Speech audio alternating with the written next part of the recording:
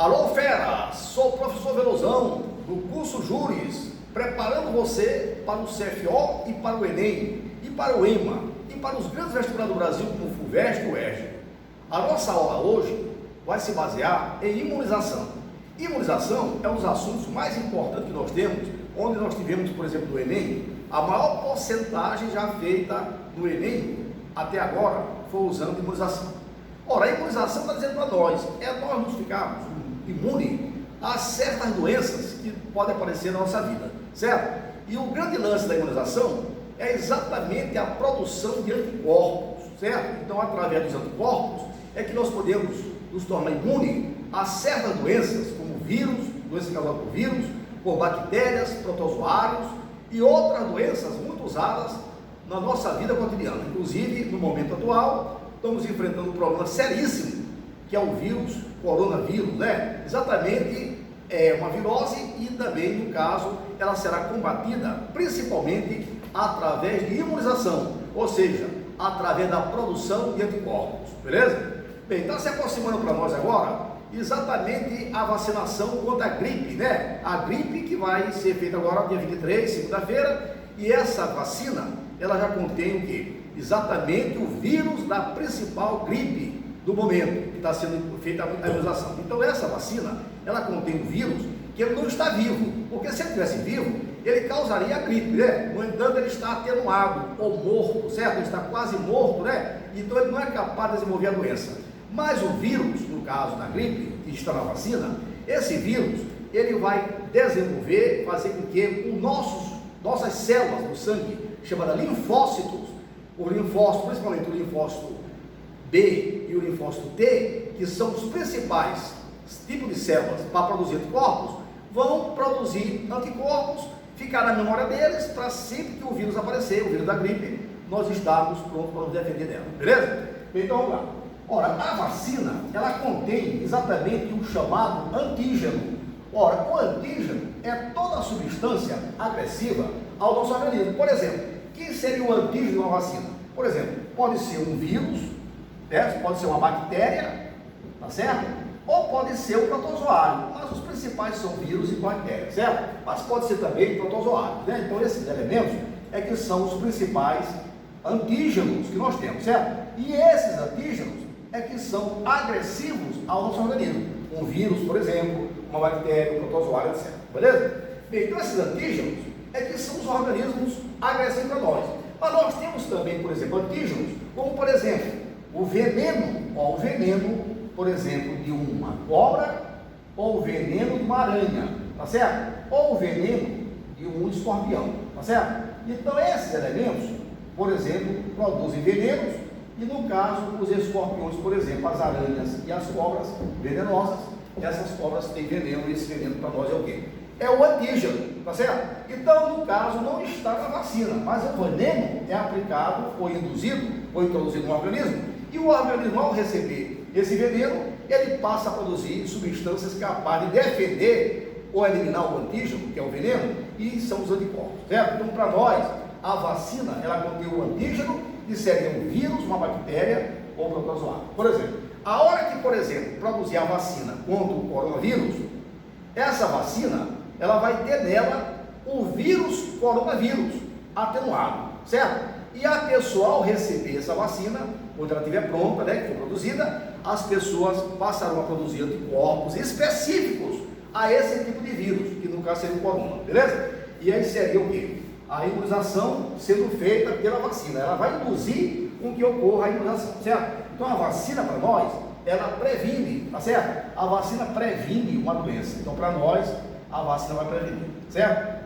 Para você ter uma ideia da coisa, por exemplo, a vacina é o grande lance para nós nos prepararmos ou prevenirmos para uma determinada doença. Para você ter uma ideia, a primeira vacina produzida foi uma questão de, por exemplo, um médico chamado Jenner, ele observou que a varíola, por exemplo, que é causada por vírus, nós temos duas varíolas muito parecidas, a varíola humana e a varíola bovina. E o Jenner sabia que, por exemplo, uma pessoa, ao receber o micro-organismo, ele passa a desenvolver exatamente anticorpos contra aquele micro-organismo. fazendo com isso uma imunização contra ele, uma imunização específica. Então o médico Jenner, sabendo disso, ele observou que, por exemplo, a vacina, a varíola bovina e a varíola humana eram muito parecidas, tá certo? O vírus muito parecido. E a varíola se caracteriza por apresentar feridas, né? Feridas pustulentas, né? Com muito pus.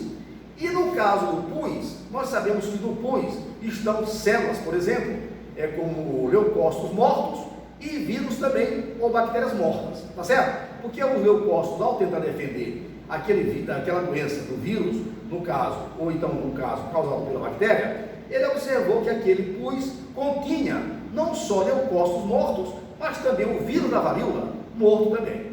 Ora, o que o Jenner fez? Sabendo disso, ele introduziu o pus da varíola bovina no menino, numa aldeia, tá certo? E aquele menino, ao receber aquele pus, estava recebendo quem?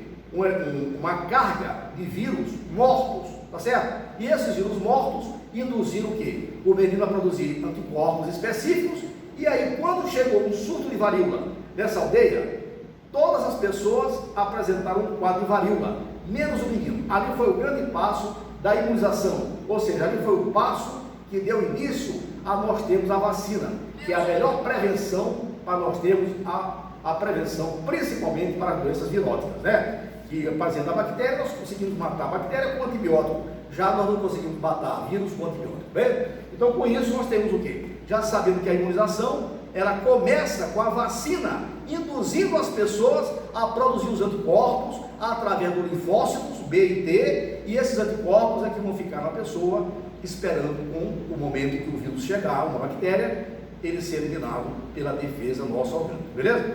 Tá bom? Bem, então o grande dessa vacina é isso, é induzir o organismo a produzir os anticorpos, que são específicos ao vírus. Por exemplo, os vírus que mais sofrem mutação, nós temos a maior dificuldade em ser produzida a vacina. Por exemplo, você tem uma ideia, a AIDS, né? A AIDS, nós temos, por exemplo, 8 tipos de vírus, né? Ora, nós temos 8 tipos de vírus que varia, por exemplo, do A ao H, certo? Esses 8 vírus, cada um, ele determina o quê? Um tipo de imunização. Então, por exemplo, se uma pessoa recebesse, nós não temos vacina para AIDS, qual o motivo? Exatamente essa grande quantidade de vírus diferentes. Então, por exemplo, se uma pessoa recebesse uma vacina contendo o vírus A, por exemplo, o vírus A, essa vacina ia imunizar ele contra a AIDS do tipo A. Mas, por exemplo, o tipo B, que é o mais prevalente no Brasil, é o vírus HIV tipo B. Esse vírus, ele não teria imunização para ele. Então, se, por exemplo, de repente surgisse a vacina contendo o vírus tipo B, que é o mais prevalente no Brasil, de repente uma pessoa fosse contaminada pelo vírus H lá na frente, não ia ter efeito nenhum, tá certo? Então, com isso, as vacinas são específicas para poder combater, para poder induzir o órgão a produzir um anticorpo específico para combater aquele vírus, beleza? Então, no caso, são difíceis os tipos de vírus que têm variedades diferentes. Por exemplo, a dengue. Ora, a dengue, nós temos o quê? A dengue nós temos, por exemplo, 4 tipos de vírus da dengue. Ora, nós temos o tipo 1, nós temos o tipo 2, nós temos o tipo 3 e nós temos o tipo 4. Ora, se nós temos 4 tipos de vírus da dengue, ora, uma pessoa, por exemplo, que pegar o tipo 1, ele vai desenvolver os anticorpos contra o tipo 1, mas ele não vai ter anticorpos contra o tipo 2, nem o 3, nem o 4, porque os anticorpos são sempre específicos, aquele tipo de antígeno, que é o vírus no caso, beleza? Aí detalhe, esse vírus, por exemplo, tipo 1, tipo 2, tipo 3, faz com que uma pessoa, ela possa ter dengue mais de uma vez, porque se ela pegar o tipo 1, essa dengue, ela vai produzir um anticorpo contra esse vírus, e ela nunca mais terá essa dengue tipo 1. Mas se o Aedes aegypti picar ela e introduzir o tipo 2, ela não tem anticorpos específicos do tipo 2, ela vai desenvolver a dengue do tipo 2, e com isso ela pega a dengue, e assim por diante. Então essas vacinas para esses vírus são muito difíceis. Por exemplo, a gripe. Ora, a gripe existe vários tipos de gripe, né? Você tem, por exemplo, a gripe mais comum, causada pela influenza. Pronto, esse é o mais comum, beleza? Nós temos a gripe suína. Nós temos a gripe suína, o H1N1. Nós temos a gripe aviária, H5N6, né? Nós temos, por exemplo, essas gripes, elas são variadas. Então, quer dizer, uma pessoa que vacina contra a gripe, ela, por exemplo, ela não fica imune totalmente à gripe. Por quê? A mais comum das gripes é a influenza. Ora, por exemplo, ele recebendo a vacina contra a influenza, ela está livre de pegar a influenza, mas ela não vai estar livre de pegar outras gripes. Por quê? Porque, no caso, o anticorpo é específico para poder produzir aquela especificidade contra aquele vírus determinado, beleza? Então, com isso, os vírus que têm variedades diferentes são vírus muito mutantes, tá certo? E essa grande quantidade de vírus mutantes, né? Esses vírus mutantes, eles são o quê? Muito difícil a vacina. Por quê?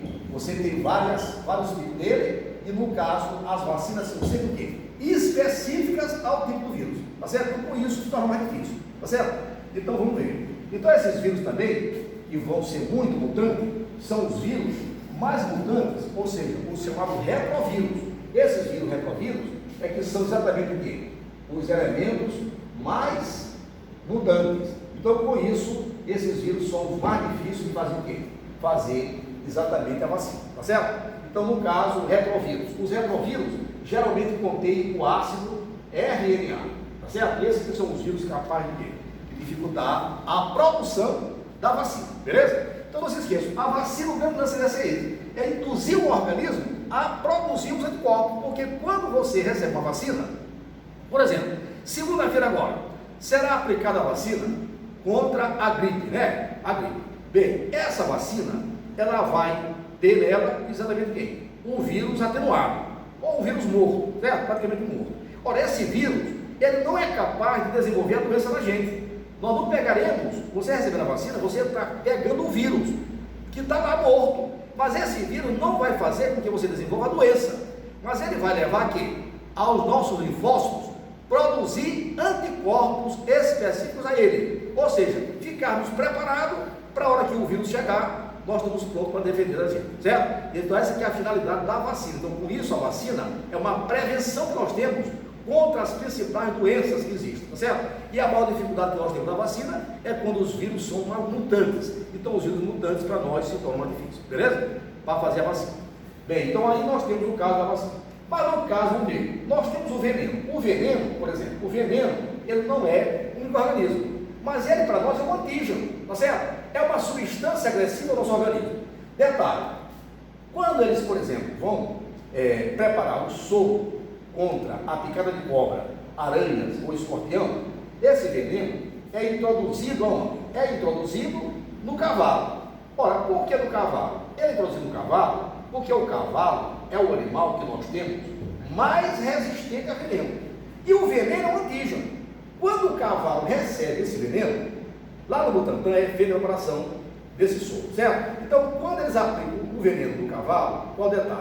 O cavalo, ele passa, naquele momento, a produzir os anticorpos específicos daquele veneno. Só para você ter uma ideia, nós temos várias cobras venenosas. Uma das mais venenosas quem é? A cascavel.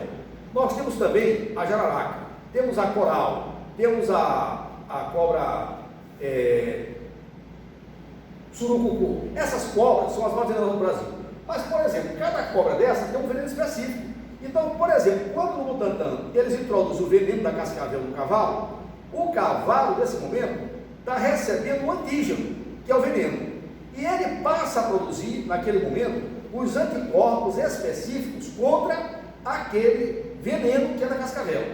E assim por diante. Se ele aplicar o veneno da jararaca ou da coral, o cavalo, ao receber o veneno da coral, ele passa a produzir os anticorpos contra o veneno da coral.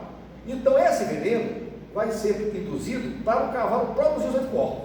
Esses anticorpos que o cavalo produz vai ficar no plasma dele. Aí que os técnicos do Butantan faz a coleta do sangue do cavalo, faz um processo de centrifugação, separa as células sanguíneas, como hemácias, plaquetas e leucócitos, do plasma. E com o plasma que está os anticorpos, eles pegam e preparam o soro. Então, o soro, na verdade, para nós, ele vai conter exatamente os anticorpos. Quer dizer, o soro não contém os antígenos. Então, ele vai conter o quê? Os anticorpos. E nós vamos aplicar o soro exatamente para poder o quê? Combater aquela doença, ou seja, aquela infecção. tá bom? Então quer dizer que para nós, enquanto a vacina previne, enquanto a vacina ela faz a prevenção, ela previne, nós dizemos que o soro cura, porque na verdade o soro é aplicado para ajudar a combater aquele veneno ou então combater aquele antígeno, certo? E aí com isso é que nós temos exatamente esse processo de quê?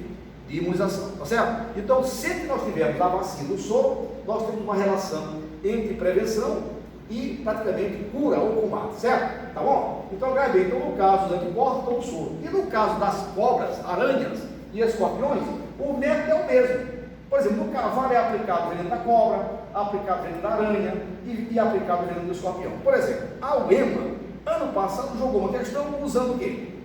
Usando exatamente o caso para combater a picada da aranha marrom. Ora, a aranha marrom é uma das aranhas mais venenosas que nós temos, certo? E a UEMA colocou exatamente na prova, perguntando qual seria o método usado para nós combatermos o veneno da aranha marrom. Ora, para combater o veneno da aranha marrom, é a mesma coisa que eu usar o quê? Para combater a picada de uma cobra venenosa ou de um escorpião, certo? Ou seja, usar o soro. Por quê? Eu posso não aplicar o soro e a pessoa mesmo se defender produzindo os anticorpos, beleza? E esse caso ela produzindo os anticorpos, eu não precisaria usar o soro, mas para prevenir, para nós termos uma satisfação melhor, ou seja, uma maior prevenção, ou seja, ter maior tranquilidade, nós devemos aplicar o soro para quê? Para que o soro já tenha os anticorpos produzidos lá pelo cavalo e vai com isso facilitar nós não defendermos mais rápido do que se nós formos produzir o quê? Os anticorpos normalmente, beleza? Tá certo? Então grave o detalhe. Então nós temos o que? O soro fazendo a cura, ou seja, combatendo o problema, usando os anticorpos, e a vacina prevenindo, porque ela vai induzir o organismo a produzir os anticorpos, beleza? Então grave isso aí. Então quando se recebe uma vacina, nós estamos recebendo exatamente o micro-organismo que desenvolve a doença, mas só que na vacina nós não temos um micro-organismo vivo, ele está morto ou atenuado, então praticamente ele não tem como desenvolver a doença, mas a finalidade dele é exatamente o quê? Induzir os nossos linfócitos a produzir o quê? Os anticorpos, beleza? E aí nós temos o quê? A vacina, com isso, ela vai produzir o quê? Uma imunização que nós chamamos de quê? Imunização ativa, tá certo? Então, grave bem, a vacina vai determinar a chamada imunização ativa, beleza? Ativa, tá bom? Vai ver isso aqui, ativa. E enquanto o soro, no caso, ou seja, vai conter os anticorpos, vai desenvolver a imunização quê? Passiva. Há uma diferença, hein? Então nós temos a imunização ativa produzida pela vacina e a imunização passiva produzida por quê? Pelo soro, beleza? Olha, então atenção, a imunização ativa é feita pelos anticorpos e a imunização ativa é feita pelos antígenos, ou seja, levando os linfócitos a produzir o quê? Os anticorpos. Mas sempre os alunos me perguntam assim, Veloso, então como é que pode ser essa imunização? Por exemplo, uma pessoa que é picada por uma cobra, ele é capaz de produzir anticorpo? Ele vai produzir os anticorpos, certo? Ele produz os anticorpos, como também, vamos dizer assim, outro dia uma luz para mim, Veloso, é uma pessoa que tem, por exemplo, sarampo, né? Ora, o sarampo é uma doença virótica. Se ele pegar sarampo, e ele não teve essa vacina nenhuma, é porque ele pegou o sarampo, né? Não teve imunização anterior. Mas se ele pegar o sarampo, ele vai, através do próprio organismo dele, produzir anticorpos contra o vírus do sarampo. O linfócito dele passa a produzir os anticorpos específicos contra o sarampo.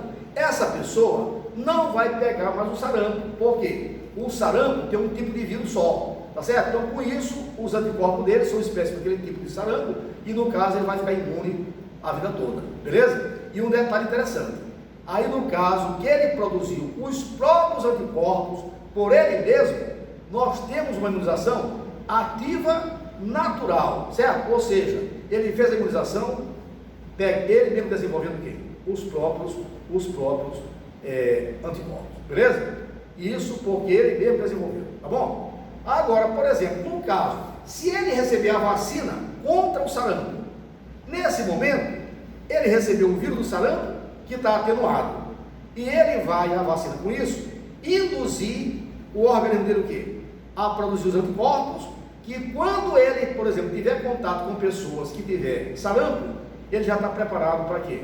Para não desenvolver o sarampo, porque as células do linfócito dele, o linfócito vai produzir anticorpo e já tem na memória dela esse tipo de imunização. Ou seja, produzir os anticorpos para combater o vírus verdadeiro quando chegar, tá certo? Essa que é a finalidade da vacina, tá certo? Agora já o caso do soro não. O soro, ele já tem os anticorpos produzidos, tá certo? Então quer dizer que com isso, o soro também, ele vai ter um anticorpo, ele vai combater o vírus, né, no caso, com o soro, se for um caso necessário, no caso do veneno, ele já combate o veneno que tem os anticorpos, mas acontece o seguinte, a imunização, quando é feita pela vacina, que é a imunização ativa, ela vai deixar o organismo já com a taxa de anticorpos sempre preparada para se defender do antígeno, que é o vírus ou a bactéria, certo? Então isso aí é uma imunização ativa e ela é uma imunização que vai durar, ela pode durar até a vida toda, certo? Ele pode tomar uma vacina na infância e ela durar a vida dele toda que ele tiver, 100 anos,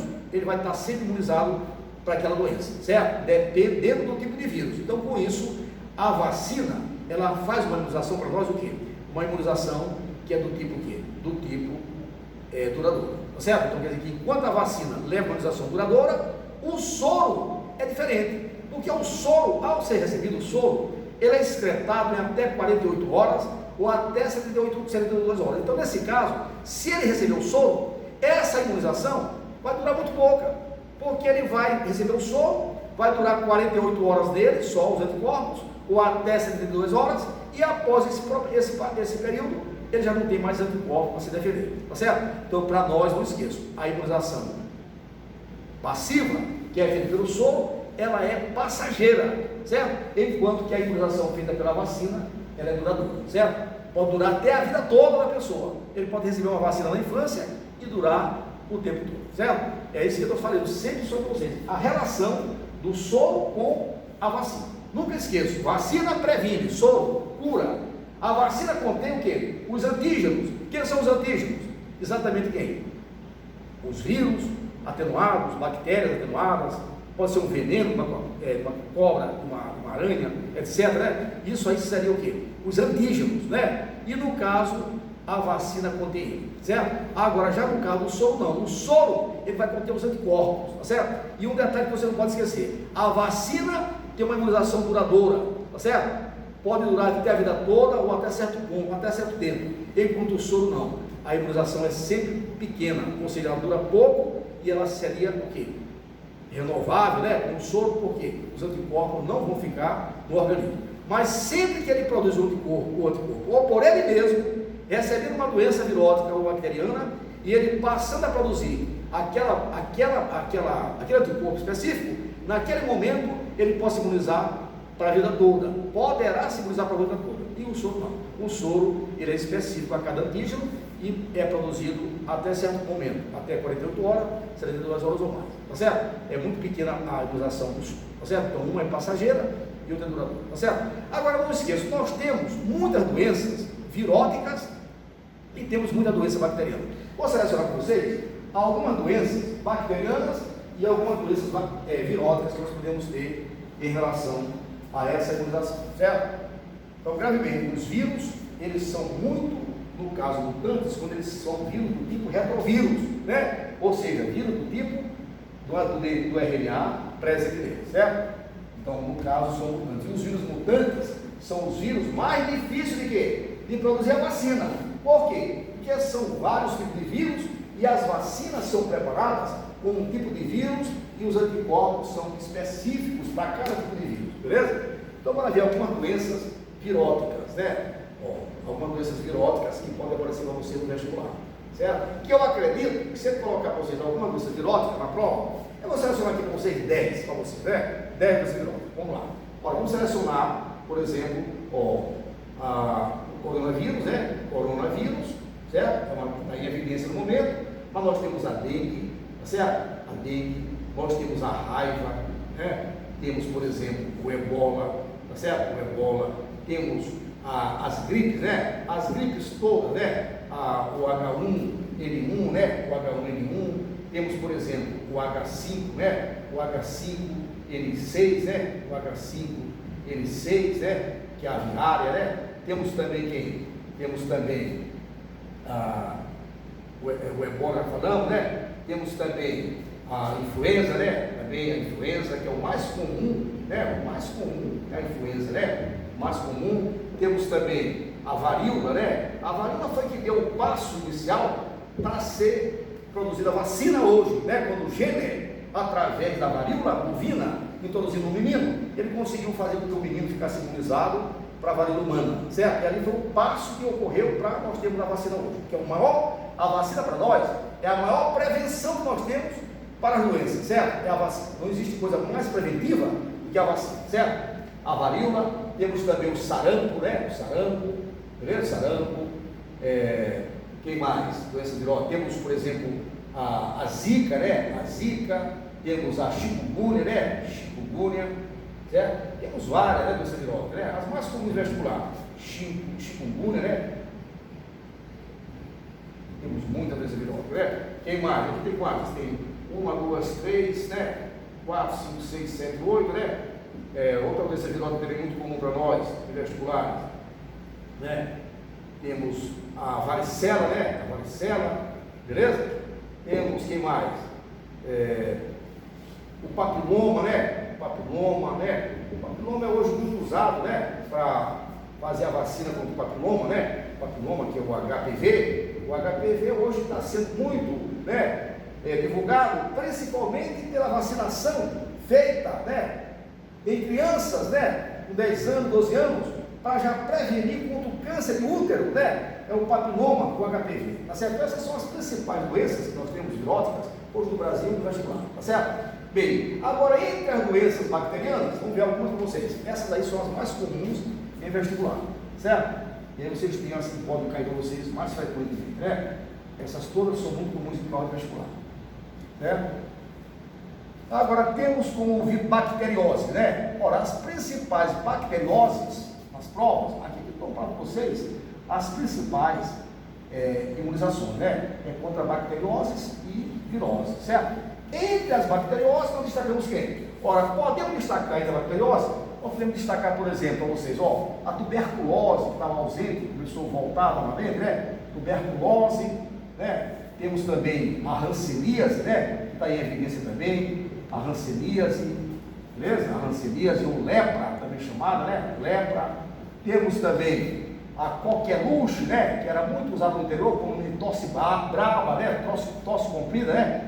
Coqueluche, também chamada, né? Temos também, muito conhecida também nossa, temos a difteria, né? Difteria, tá certo? Temos o tétano, né? Tétano, muito usado, né? Hoje nós temos também o botulismo, né? Que é uma doença que mata também, o botulismo, e que hoje eles extraem a toxina, né? Para fazer botox, né? Em cirurgia plástica, né? Em rejuvenescimento, de pele, etc, né?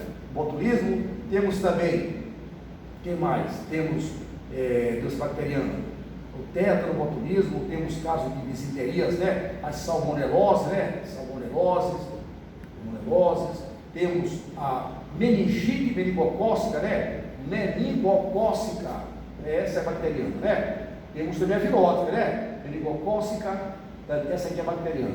Temos também a pneumonia bacteriana, né? Pneumonia bacteriana, 2, 4, 6, 8, 9, né? Mais uma para vocês, né? Nós temos também o tifo exantemático, né? Exantemático. Essas são as doenças bacterianas, exantemáticas, mais comuns em prova vestibular, tá certo? Então essas doenças são muito comuns em vestibulares, tá certo? E aí nós temos aí, exatamente, todos eles, todas essas doenças levam o nosso organismo a produzir anticorpos específicos, né? A esse microorganismo, tá certo? Praticamente nós temos aquelas mais comuns em vestibulares, beleza? Ora, então com isso vocês têm um dos casos mais comuns do Enem para nós, né? Ou seja, o processo da imunização, beleza? Ora, vocês têm aí essa foi um dos itens que teve a maior porcentagem do Enem, chegou a mais ou menos 9% da prova do Enem, certo? E aí praticamente vocês têm a questão ligando esse grande assunto para nós, e no momento, né, vamos torcer muito para que a vacina contra o coronavírus chegue o mais rápido possível, para nós podermos ficar livres dessa terrível doença, né? Tá bom? Então, com isso, mas vocês aproveitem bastante, que esse processo é muito comum no vestibular, tá certo? Então, com isso, vocês aproveitem bastante, né? Façam questões. Nós temos muita questão no vestibular ligada com esse assunto, né? E com isso nós temos como chegar lá, certo? Bem, então nós vamos agora tocar um outro item para vocês interessante, certo? Então vocês gravaram bem a imunização e agora nós vamos conhecer um pouco para vocês sobre o processo que pode cair para vocês também bastante, que é uma questão muito ligada para vocês com a evolução, certo? Vamos ver então a evolução para vocês e temos macetes importantes que possa cair para vocês na prova vestibular. Aproveitando essa folga, né? Que na verdade não é férias, é um período de quarentena, né? Para nós não termos contato com as doenças, né? As doenças que estão mais frequentes no momento do coronavírus, né? Levando a nós ficarmos em quarentena para nós impedirmos a contaminação, certo? Então, dentro da evolução, nós vamos desenvolver para vocês um dos assuntos mais comuns nas provas vestibulares, certo? Ora, a evolução, ela se baseia em 3 teorias, né? São teorias que nós temos para explicar como ocorre a evolução, certo? Então, nós destacamos 3 teorias. Nós destacamos a primeira teoria usada foi exatamente a teoria chamada Lamarckismo, né? O Lamarckismo criado pelo Jean-Baptiste Lamarck, certo? A segunda teoria na sequência foi o Darwinismo, tá certo? Criado pelo Charles Darwin. E a terceira teoria é o neodarwinismo, certo? O neodarwinismo, que é exatamente o mesmo darwinismo, apenas explicando como ocorre a evolução do darwinismo, certo? Ou seja, a teoria chamada teoria sintética ou teoria moderna da evolução. Por quê? Porque ela se baseia em 2 coisas importantes na evolução, que é a mutação e a recombinação genética, certo? A recombinação genética, esses 2 casos é que levam a ocorrer a variação. Então nós temos as 3 teorias que se baseiam na evolução, certo? Isso aqui cai muito na prova de vocês, tranquilo? Então essas 3 teorias, quero ver, o lamarckismo, o darwinismo e o neodarwinismo, tá certo? Então atenção, essas 3 teorias, elas têm em comum 2 coisas. O que essas 3 teorias, elas têm em comum? Quero ver, as 3 teorias, elas têm em comum, ou em comum, o que elas têm em comum? Elas têm em comum o seguinte: as 3 teorias, elas se baseiam em 2 coisas. Variação, tá certo? Tem de haver variação para ocorrer a adaptação. Quer dizer que só ocorre a adaptação se tiver variação. Então, o que elas têm em comum? Exatamente isso. Variação para ocorrer a adaptação, certo? Isso é comum para as 3. As 3 se baseiam nisso. Mas as 3 teorias, o darwinismo, o lamarckismo e o neodarwinismo, eles divergem apenas numa coisa. O que eles divergem? Por exemplo, o lamarckismo e o neodarwinismo. A divergência está bem aqui, a ação do meio sobre o organismo. Então, quer dizer, praticamente, o que nós temos em comum nas 3 teorias? Ora, as 3 teorias, o lamarckismo, darwinismo e o neodarwinismo, eles têm em comum variação para ocorrer a adaptação, certo? Quer dizer, que se não tiver variação, não vai ter uma adaptação. E as 3 teorias divergem, elas divergem apenas uma coisa. A única divergência entre as 3 teorias é exatamente a ação do meio para vocês. Então, aproveite bem esse macete. Esse macete, para vocês conseguem interpretar várias questões. Então, o que o lamarckismo para nós diz? A ação do meio para o lamarckismo. Ora, para o lamarckismo, o meio vai causar isso aqui, Para o lamarckismo, o meio causa a variação, o meio causa a variação para ocorrer a adaptação, certo? Ou seja, ele vai causar variação para ocorrer a adaptação. Já para o darwinismo e para o neodarwinismo, o que o meio vai fazer? O meio, ele vai selecionar, ou seja, o meio, ele seleciona o mais apto. Ora, quem é o mais apto? O mais apto é aquele que apresenta características favoráveis. Então, o meio, em vez de causar variação, o meio vai selecionar o melhor, ou seja, aquele que tiver características o quê? Favoráveis. Então, com isso, ele vai deixar o quê? Mais descendentes, beleza? Grave bem o detalhe. Então, com isso, grave bem, a ação do meio é que vai fazer divergência. Para Lamarck, o que o meio faz? Causa a variação. E para o darwinismo e para o neodarwinismo, o meio vai selecionar quem é o melhor. E aí, baseado nisso, é que foi criado aqui. Baseado nisso aqui, foi criada a seleção natural. Tá certo? Então, toda vez que ele falar para vocês de seleção natural, ele está se referindo ao darwinismo e ao neodarwinismo, certo? Onde o meio vai selecionar quem? O mais apto. Quem é o mais apto? O melhor. Quem é o melhor? Aquele que vai ter mais descendentes, certo? Então, com isso, nós temos a seleção natural, nesse caso, criada pelo darwinismo e o neodarwinismo. Agora, atenção. Por que está falando assim, Veloso? Por que o darwinismo ele é igual ao neodarwinismo? Ora, a diferença é o seguinte. O Darwin, ele cometeu uma falha enorme, porque o Darwin, ele não conhecia duas coisas básicas da evolução. O Darwin não sabia o que era mutação e o Darwin não sabia o que era recombinação genética. Pronto. Ora, se o Darwin não sabia o que era mutação, então ele não sabia quem era a causa de quê? Das variações. Essa foi a falha do darwinismo. Por exemplo, foi vestibular. Qual foi a falha cometida pelo Darwin? Foi não explicar a causa das variações genéticas. Porque se não tivesse a variação genética, o que acontecia? Não haveria a seleção natural. Por quê?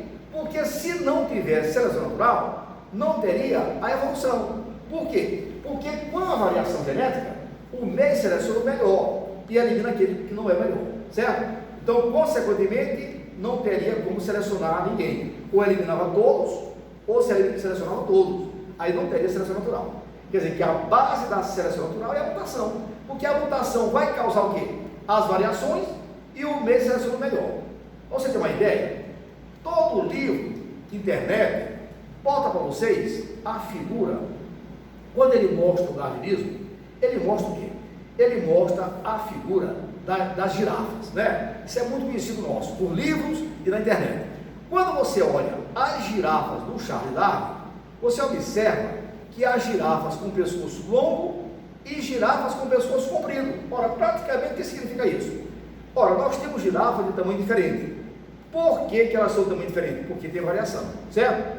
E como as girafas comem os brotos das árvores, que são altas, ela come geralmente plantas altas, a girafa. Então, praticamente, para comer os brotos, as folhas jovens, né, as folhas tenas, lá no alto das árvores, essas girafas com pescoço curto não conseguem pegar o alimento. E, consequentemente, não comendo, elas morrem e são eliminadas. E aí, com isso, ficaram só as girafas o quê? De pescoço longo. Essa que é a razão do darwinismo ter criado a seleção natural, certo? Mas o Darwin falhou bem aí, porque ele não soube explicar exatamente essa causa da variação. Um outro exemplo, eu vi há pouco tempo aí, uma questão do vestibular, mostrando o seguinte. Ora, por exemplo, as cobras que mais causam acidente no Brasil são as cobras cascavéis. Mas acontece o seguinte, as cobras cascavéis são as mais venenosas, mas elas são uma das cobras que menos causam o quê? Acidentes. Mas por quê? Porque a cascavel, ela tem uma espécie de um chocalho na cauda. Então, quando nós nos aproximamos da cobra, o cascavel, ela toca esse chocalho. E aí, consequentemente, esse chocalho dá um alarme e nós não aproximamos dessa cobra. Com isso, nós evitamos o quê? O acidente. Essa cobra é muito venenosa, mas é a que causava menos acidente no Brasil. Mas está aumentando os casos de quê? De acidentes com picada de cobra cascavel. Mas qual é a razão? Foi analisado o seguinte: as cobras cascavéis estão ficando com o chocalho mais silencioso. Ele botou numa questão do vestibular. Ora, isso não é verdade. Não é que a cobra cascavel esteja ficando com o chocalho mais silencioso. É porque existia, ou existe, dois tipos de cobra cascavel: com chocalho estridente e com chocalho silencioso. Ora, é claro que a cobra com chocalho silencioso, ela vai o quê? Ficar despercebida.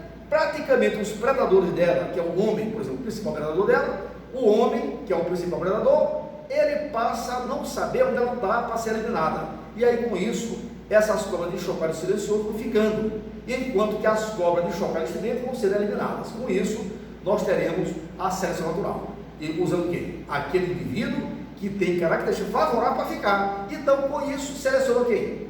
O mais apto. Quem é o mais apto para ficar? A cobra cascavel, que tem um chocalho silencioso. Com isso, uma diferença, né? E essa diferença, que causou? Mutação. A mutação ocorreu, levando essas cobras a ficarem com um chocalho silencioso. E aí, com isso, o meio selecionou quem? Essa característica vai ficar, beleza. Mas nós temos um caso muito comum nos vestibulares, nos livros e também, sabe onde? Na internet. Essa questão bem aqui, essa questão é muito conhecida nossa, né? Ele bota sempre isso aqui, o gafanhoto vive na grama, ele vive na grama porque é verde, porque ele é verde, realmente. Isso é uma frase que nós vimos no vestibular, porque é verde. Ele está dizendo que o gafanhoto vive na grama porque é verde. Mas uma outra frase muito parecida, ele joga o seguinte: o gafanhoto, ele é verde, o gafanhoto é verde, porque vive na grama. Ora, grave bem, o gafanhoto vive na grama porque é verde, na primeira frase.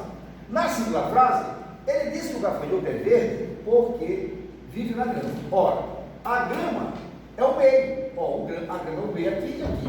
Ora, nesse caso aí, olha o detalhe aí, muito interessante. Quando eu digo que o gafanhoto vive na grama porque é verde, o que ele está me dizendo diretamente? O gafanhoto vive na grama porque é verde. Ele está me dizendo, em outras palavras, o quê? Que se o gafanhoto fosse amarelo, fosse verde, fosse azul, fosse preto, fosse roxo, ele não ficaria na grama, porque ele passaria a ser mais visualizado em relação à cor verde, levando ao predatismo, ou seja, evitando ali o quê? Uma camuflagem ou mimetismo, tá certo? E aí, por isso, ele não seria o quê? Ele passaria a ser despercebido se ele fosse com a mesma cor. Então, por isso, a grama que é verde passa a selecionar ele para viver lá. Então, por esse motivo, ele vive na grama. Mas na segunda frase, ele bota: o gafanhoto é verde porque vive na grama. Ele está dizendo que a grama fez ele ficar verde para poder viver nela, certo? Isso para nós é errado. O meio não causa a variação como efeito da evolução, certo? Então, explicando novamente para vocês: se ele fosse, o gafanhoto vive na grama porque é verde, está dizendo para nós que se ele fosse de outra cor, ele não sobreviveria, seria predado pelos passarinhos e aí seria eliminado, certo? E na segunda não, ele está dizendo que o gafanhoto só ficou verde porque o meio causou a variação dele. Pronto, essa é a diferença que se faz do lamarckismo para o darwinismo. A grande diferença é essa. Agora, não esqueça, o que o darwinismo fala, o neodarwinismo também fala, mas só que o neodarwinismo, ele diz o que o Darwin falou, mas o neodarwinismo, que é a moderna teoria, o neodarwinismo, ele explica o quê? A causa das variações, ou seja, que é a causa? Mutação e recombinação genética, que o Darwin não sabia o que era, certo? Então essa que foi a falha para nós do darwinismo. Mas aí, o Lamarck, ele criou duas leis muito conhecidas nossas, certo? O Lamarck, que diz que o meio é que causa a variação do organismo, para ele se adaptar, ele criou duas leis. Ora, ele criou uma lei chamada Primeira Lei do Lamarck. Essa lei é chamada de uso e desuso, certo? Vou explicar para vocês o que é isso para vocês. Uso e desuso, muito usado na prova vestibular, beleza? E a outra lei, que é a segunda lei, ele chama de lei da transmissão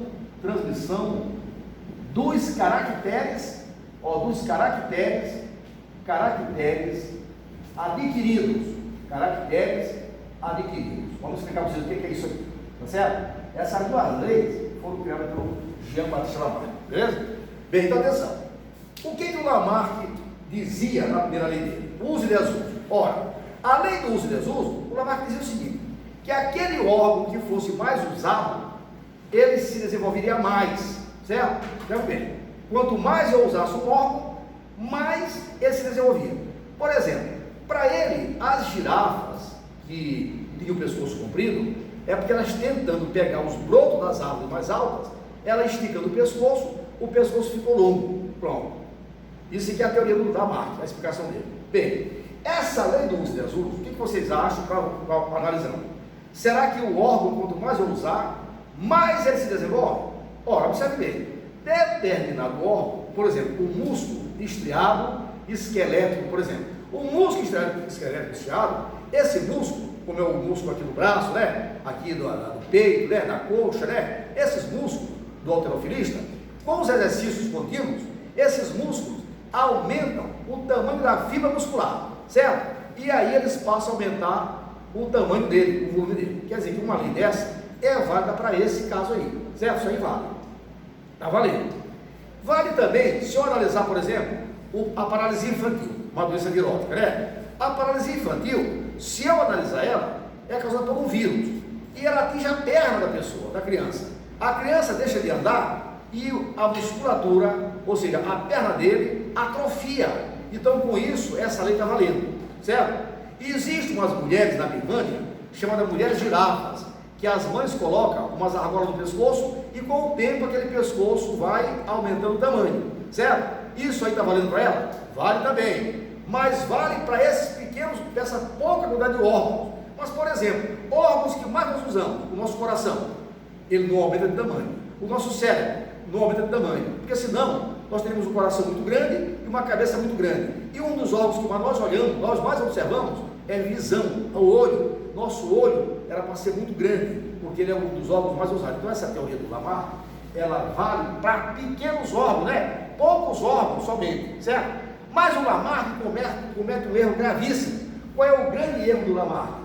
Ele diz o seguinte: aquilo que é adquirido pelo uso ou pelo desuso, ele transmite aos descendentes. Ora, aí o Lamarck falhou totalmente, tá certo? Nós só transmitimos para os filhos caracteres genéticos, certo? Nada que é adquirido é transmitido. Por exemplo, eu posso cortar, fazer uma caudectomia em 1000 cachorros, fazendo uma alteração na cauda, mas todos os cachorros que nascerão serão com cauda longa. Já foi feita essa experiência várias vezes e nós provamos que todo caráter que é genético é que passa para os filhos. Caracteres adquiridos nunca são o quê? Transmitidos. E essa foi a grande falha do Lamarck ao dizer que os caracteres que são adquiridos pelo uso ou pelo desuso são transmitidos aos descendentes. Será que o filho, por exemplo, de um halterofilista que malhou muito, desenvolveu a musculatura estriada esquelética do seu braço, da sua perna, do seu peito, aumentando o volume dela, será que os filhos dele vão nascer também com uma musculatura tão grande quanto a dele? Não, certo? Será que o filho de um paralítico infantil vai nascer com a perna atrofiada? Não também. Será que essas mulheres da Birmânia que aumentaram o tamanho do pescoço ao colocar argola no pescoço para ficar grande o pescoço, será que essas mulheres vão ter filhos com o pescoço longo? Não, essas mulheres terão filhos com o pescoço normal, certo? E o paralítico infantil terá filho com o tamanho com a perna normal, sem atrofia nenhuma, como também o filho de um halterofilista terá um filho normal, sem nenhum aumento de musculatura, beleza? Então essa é a base da teoria da evolução. Não esqueça do detalhe, nunca esqueça aqui. As 3 teorias da evolução, o lamarckismo, o darwinismo e o neodarwinismo, têm em comum 2 coisas: variação para ocorrer adaptação, certo? E aí elas divergem em apenas uma coisa, as 3. Qual é a divergência? A ação do meio sobre o organismo, certo? Para Lamarck, o meio causa as variações, e para Darwin e o neodarwinismo, o meio seleciona o melhor. Que é o melhor? Aquele que tem características favoráveis e elimina aqueles que não têm características favoráveis para ficar. Então sempre ocorre, para poder fazer a seleção natural, ele vai ter que ter variação, porque se não tivesse variação, ou eliminava tudo ou selecionava tudo. Feras, atenção, macete importante para vocês conseguirem a aprovação de vocês, tá certo? 2 assuntos chave para vocês: o caso da imunização, vocês viram, vacina eu sou um dos itens que mais caiu no Enem, chega a atingir 9% da prova de biologia, tá certo? E também o caso das teorias da evolução, certo? São assuntos chaves para vocês conseguirem a aprovação do vestibular de vocês. Obrigado e até a próxima aula. Só se despede deles aqui, do pessoal do Instagram, tá? Aqui. Isso. Você se despeça deles aqui, ó, nessa parte aqui. Você dá tchau e agradece pela aula. Alô, feras, atenção! Mais uma dica para vocês, importante para o vestibular, para a aprovação de vocês. Imunização, certo? Imunização, que cai muito no vestibular, foi um dos itens mais importantes, que mais caiu no Enem, chega a 9% da prova, certo? O Juros Online oferece para vocês essa oportunidade de ver essas aulas importantes. E também um outro assunto que cai muito no vestibular: as teorias da evolução. Assuntos para vocês aproveitarem a fechar a prova de biologia do Enem, da UEMA ou dos grandes vestibulares do Brasil, como da FUVEST e da UERJ. Obrigado.